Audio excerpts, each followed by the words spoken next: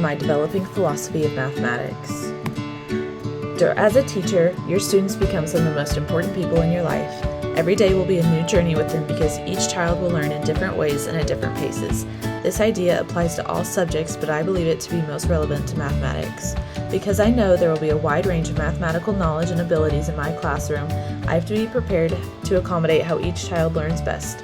Over the time I spent in the classroom with my professor and the time teaching my 4th grade math small group, I came to realize that the curriculum and my students will always be changing, but something I can keep constant is my philosophy of teaching mathematics. I hope that at the end of this digital story, you understand what I have learned from my previous experience teaching math and know that what I implement into my classroom is driven by my previous experiences, theory, different types of standards, including the processing standards and the content standards, and the many tools that can be used to teach mathematics. You might be wondering, what is this EDUC 370 course you mentioned? Well, EDUC 370 is an upper-level education course at Abilene Christian University that teaches pre-service teachers a variety of techniques to use while teaching math at the elementary level. Also in this course, we learn how to craft lesson plans based on a balance between the theories of Piaget and Vygotsky and the processing standards. In case you are unaware of the processing standards, they include problem solving, reasoning and proof, communication, connection, and representation. These standards are crucial to remember when planning a mathematics lesson since they are the main ways children learn math best. After being taught these things, we see how we can apply them during the fieldwork we do at Ward Elementary in Abilene, Texas. For example, Piaget states that a child's cognitive development is based on learning by doing and building upon the knowledge they already have through assimilation or accommodation. Because of this, I would always go check in with my small group of 4th graders to see what they knew before the lesson. Doing this means I can see what knowledge or schema they have prior to my teaching, and it allows me to either introduce new information that fits into the old information or introduce new information for which they have no background knowledge. Another example would be taking Vygotsky's theory that states that children learn best in the zone of proximal development. This is their learning sweet spot that they can reach with the help of a more knowledgeable other, such as a teacher. During my fieldwork, I was able to apply these aspects of Vygotsky's theory through guiding my students through concepts they should have learned during their COVID school years.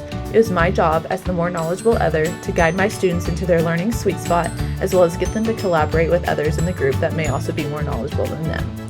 I was able to achieve this through using a couple of the processing standards. As I used a variety of problem-solving methods, all sorts of representation, and crucial communication, I saw my students in their zones of proximal development. Both Piaget and Vygotsky's theories came to life for me while I participated in my fieldwork. During our time preparing for fieldwork, we had to create new and engaging lessons each week for our small group of students. Our time doing fieldwork is supposed to help us learn how to adjust our lessons to the knowledge and abilities of our students, as well as push us to think outside of the box when it comes to teaching mathematics.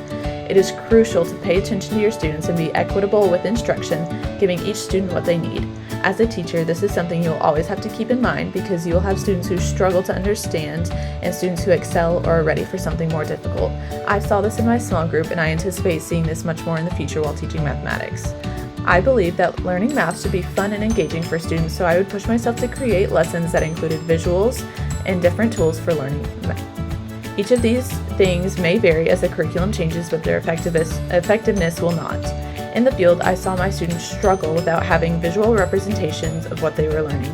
They needed fraction bars or fraction circles while learning fractions.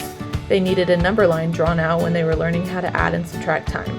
These tangible tools and manipulatives brought math to life for my students.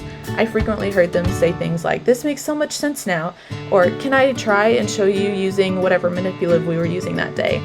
I saw how concepts clicked for them when they had these manipulatives. Manipulatives are a great way to include the process standards, connections, and representations, which are supported by Piaget's theory of the different stages of cognitive development. That is why I will be including numerous opportunities to use math tools and manipulatives in my future classroom. My lessons also included formative assessments. These are assessments that are not necessarily taken for a grade, but they help the teacher gauge which students are understanding what. At the beginning of this EDUC 370 course, I had no idea what a formative assessment was or what it might look like in a math classroom. I quickly learned that formative assessments can be as simple as asking students questions or checking off a checklist as you see students understanding concepts. Personally, the checklist was easy for me to use and proved to be beneficial. For example, I was teaching a lesson over counting coins, and I made a checklist that consisted of the different types of coins and their values. If a student knew it, they would get a check. If not, the space was left blank. One of my students struggled to identify the value of every single coin, so I knew I may need to reinforce that lesson the following week. Of course, formative assessments are not just limited to questions and checklists. Check out the book, 75 Practical Strategies for Linking Assessment, Instruction, and Learning by the following authors. I plan to use a good chunk of these in my future math classroom because I never want my students to feel like they have the pressure of having a grade taken. I'm not perfect and there's still so much for me to learn. Lev Vygotsky has a quote that says, "What a child can do in cooperation today, he can do alone tomorrow." I believe this to be true for children and adults. I am still learning from my professors and other teachers, and I will continue to learn from them and from my own students. With their help, I hope to achieve success on my own one day. It is a well-known fact that mathematics is a daunting subject for many students and people in general.